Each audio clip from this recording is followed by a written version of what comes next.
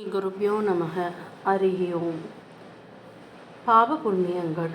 இந்த உலகில் நாம் எவருமே பாபியாக இருக்க விரும்பவில்லை. ஆனால் பாப காரியமே அதிகம் செய்கிறோம். நாம் எல்லோருமே புண்ணிய பயன் பெறத்தான் விரும்புகிறோம்.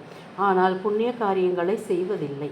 பாபம் செய்ய யாருமே விரும்பவில்லை. ஆனாலும் கிருஷ்ணா அவனை எதுவோ பாபத்திலேயே பலாத்காரமாக தூண்டி கொண்டிருக்கிறது. அது என்ன என்று அர்ஜுனன் பகவானை கேட்கிறான். அதுதான்டா அப்பா ஆசை ஆசை என்பது என்று பகவான் பதில் சொன்னார். ஆசையினால் ஒன்றை அடைய முயல்கிறோம்.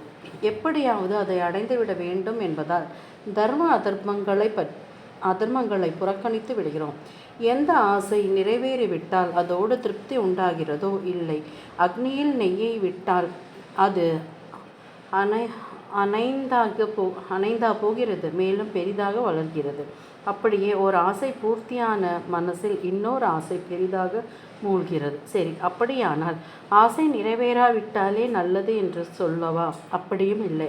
ஆசை நிறைவேறாவிட்டால் நமக்கு ஆத்திரம் உண்டாகிறது. சுவரில் எரிந்த ரப்பர் பந்து திரும்புவது போல நிறைவேறாத ஆசையானது கோபமாக திரும்பி வந்து நம்மை பாபத்தில் மேலும் தள்ளுகிறது. ஆசைக்கு அடுத்தபடி இந்த குரோதத்தை தான் பகவான் கீதையில் சொன்னார். இதுவும் ஆசையின் விளைவுதான். அப்படியானால் பாவம் செய்யாதிருப்பதற்கு ஒரே வழி ஆசைகளை அழிப்பது தான். இதை எப்படி செய்வது? நாம் காரியம் செய்யாமல் இருக்க முடியாது. உடம்பு காரியம் பண்ணாத போது கூட நம் மனசு காரியம் பண்ணிக்கொண்டே தான் இருக்கிறது. எதையாவது எண்ணிக்கொண்டே இருப்பது தான் மனசின் காரியம். உடம்பு மனசு ஆகியவற்றால் இந்த இரு வகையிலும் நாம் செய்கின்ற அத்தனை காரியங்களும் இப்பொழுது நம்முடைய சொந்த ஆசை அபிலாஷைகளையே சுற்றி சுற்றி வந்து கொண்டிருக்கின்றன. இதனாலேயே அவை நம்மை மேலும் மேலும் பாபத்தில் கொண்டு போய் தள்ளிவிடுகிறது. அப்படியானால் இனி காரியமே இல்லாமல் சும்மா இருந்து விடலாமா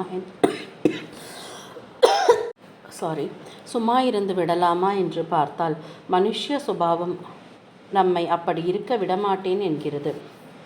சிந்தையை அடக்கியே சும்மா இருக்கின்ற திறம் அரிது என்று தாயுமான சுவாமிகள் சொன்னார். உடம்பின் காரியத்தை கொஞ்சம் நிறுத்தினால் கூட சித்தத்தின் காரியம் நிற்க மாட்டேன் என்கிறது. அதுதான் காரியம் செய்வதோடு உடம்பை காரியத்தில் ஏவி விடுகிறது. ஆசையை நேராக நிறுத்த முடியவில்லை, காரியத்தையும் நிறுத்த முடியவில்லை என்றால் நமக்கு கதிமோட்சமே இல்லையா? இந்த பிரச்சனைக்கு தீர்வே இல்லையா? இருக்கிறது. அதாவது இப்பொழுது நாம் இருக்கிற நிலைமையில் காரியத்தை அடியோடு நிறுத்திவிட வேண்டும் என்பது இல்லை. ஆனால் நம் சொந்த ஆசைகளுக்காகவே காரியம் செய்து கொள்கிறோம் என்ற நிலைமை மாற்றி நமக்கு லௌகிகமாக லாபம் தராத காரியங்களிலும் ஈடுபட வேண்டும்.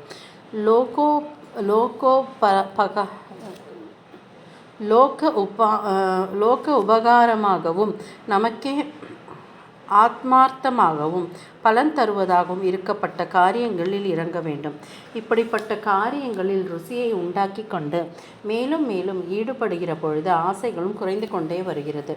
பாபம் குறைகிறது, புண்ணியம் ஏறுகிறது. அதாவது இப்பொழுது நாம் செய்ய வேண்டியது என்னவென்றால் ஆசை இல்லாமல் காரியம் செய்ய பழக வேண்டும். ஆசை இல்லாமல் செய்வதுதான் புண்ணிய காரியம். நாம் இப்பொழுது 4 விதங்களில் பாவம் செய்கிறோம். உடம்பால் பல கெட்ட காரியம், வாயால் புரளி பேசும் அசத்தியமும், மனதினால் கெட்ட நினைவுகள், பணத்தினால் செய்கிற பாபத்தை சொல்லவே வேண்டாம். எந்த 4 பாவம் செய்தோமோ அந்த 4 புண்ணியம் செய்ய பழக வேண்டும். உடம்பை பரோபகாரம், பகவானை பிரதட்சணம் செய்து நமஸ்கரிப்பது, இவற்றில் ஈடுபடுத்தி புண்ணியம் செய்ய வேண்டும். வாயால் பகவன் நாமாவை சொல்லி புண்ணியம் செய்ய வேண்டும். சம்பாதிப்பதிலேயே பொழுதுகள் எல்லாம் போய்விடுகிறது. இதற்கு அவகாசம் இல்லையே என்பீர்கள். சம்பாதிப்பது கிரகஸ்தர்களுக்கு அவசியம்தான். ஆனால் யோசித்து பார்த்தால் அதற்கே பொழுது முழுதும் போய்விடவில்லை என்று தெரியும். வீண் பேச்சு, பரிகாசம், வேடிக்கை பார்ப்பது, நியூஸ் பேப்பர் விமர்சனம், இவற்றில் எவ்வளவு பொழுது வீணாகிறது. அதையெல்லாம் பகவத் நாம ஸ்மரணையில் செலவிடலாமே. இதற்கென்று தனியே பொழுது ஏற்படுத்தி கொள்ள முடியாவிட்டாலும் பரவாயில்லை. காரியாலயத்துக்கு பஸ்ஸிலோ ரயிலிலோ போகும்பொழுது பகவன் நாமாவை ஜெபித்து கொண்டே போகலாமே. ஓடி ஓடி சம்பாதிப்பதில் ஒரு பைசா கூட பிற்பாடு உடன் வராதே. மறு உலகத்தில் செலவாணி பகவன் நாமா ஒன்றுதானே. மனசு பகவானின் இடம். அதை குப்பை தொட்டியாக்கி இருக்கிறோம். அதை சுத்தப்படுத்தி மெழுகி பகவானை அமர வைத்து நாமும் அமைதியாக அமர்ந்துவிட வேண்டும். தினமும் 5 நிமிஷங்களாவது இப்படி தியானம் செய்ய வேண்டும். லோகமே மூழ்கி போனாலும் நிற்காமல் நடக்க வேண்டிய காரியம் இது. ஏனெனில் லோகம் மூழ்கும் பொழுது நமக்கு கை கொடுப்பது இதுதான். பணத்தை கொண்டு பகவானுக்காகவும் ஏழைகளுக்காகவும் பல விதங்களிலும் தர்மம் செய்து புண்ணியம் சேர்க்க வேண்டும். பாபத்துக்கு 2 சக்திகள். ஒன்று இன்று இப்பொழுது நம்மை தவறில் ஈடுபடுத்துவது. 2வது நாளைக்கும் இதே தவற்றை நாம் செய்யுமாறு தூண்டுவது. உதாரணமாக, பொடி போடுவது அன்றைக்கு கெடுதல் செய்கிறது. அதோடு நில்லாமல் நாளைக்கு பொடி போடவும் தூண்டுகிறது. இதுதான் பழக்க வாசனை என்பது.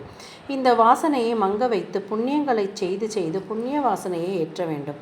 வாசனை தான் மீண்டும் மீண்டும் பாவத்தில் நம்மை இழுக்கிறது. அதற்காக பயம் வேண்டாம். நம்மை போல் இருந்தவர்கள், நம்மை விட மகா ஆனவர்கள் கூட பக்தர்களாகவும் ஞானிகளாகவும் ஆகியிருக்கிறார்கள். பாபிகளை ரட்சிக்காவிட்டால் ஈஸ்வரனுக்குத்தான் என்ன பெருமை? நாம் பாவியாக இருப்பதாலே தான் அவனுக்கு பதித்த பாவன என்ற விருது கிடைக்கிறது.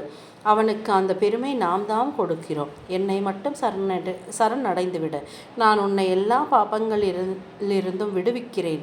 சர்வ பாபேபியோ மோக்ஷ்யாமி மாசுச்சக, பயப்படாதே என்று தீர்மானமாக அபய வாக்கு தருகிறார் ஸ்ரீ கிருஷ்ண பரமாத்மா. அதனால் நாம் தைரியமாக இருப்போம்.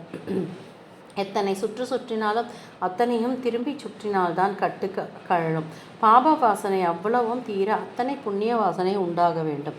நடுவே அவசரம் ஆத்திரமும் வேண்டாம். அப்படி செய்தால் சுற்று சிக்கலாகி முடிச்சு விழுந்துவிடும். பொறுமையாக பகவானை நம்பி நம் தர்மத்தை செய்தால் நிச்சயம் கை கொடுப்பான். மனோவாக்கு காயங்களை கொஞ்சம் கொஞ்சமாக இந்திரிய வியாபாரத்திலிருந்து திருப்பி பகவானிடம் வைத்து பழகுவதற்காகத்தான் இத்தனை மதங்களும் தோன்றியிருக்கின்றன. ஜீவனாகப்பட்டவன் இந்திரிய சுகங்களுக்காக செய்கிற பாவங்களிலிருந்து அவனை மீட்பதற்காகத்தான் ஒவ்வொரு பெரியவரும் தோன்றி ஒரு மதத்தை கொடுத்துவிட்டு போயிருக்கிறார். பாவத்தினால் இந்திரிய சுகத்தினால் கிடைக்கிற ஆனந்தம் ரொம்பவும் தற்காலிகமானது தான்.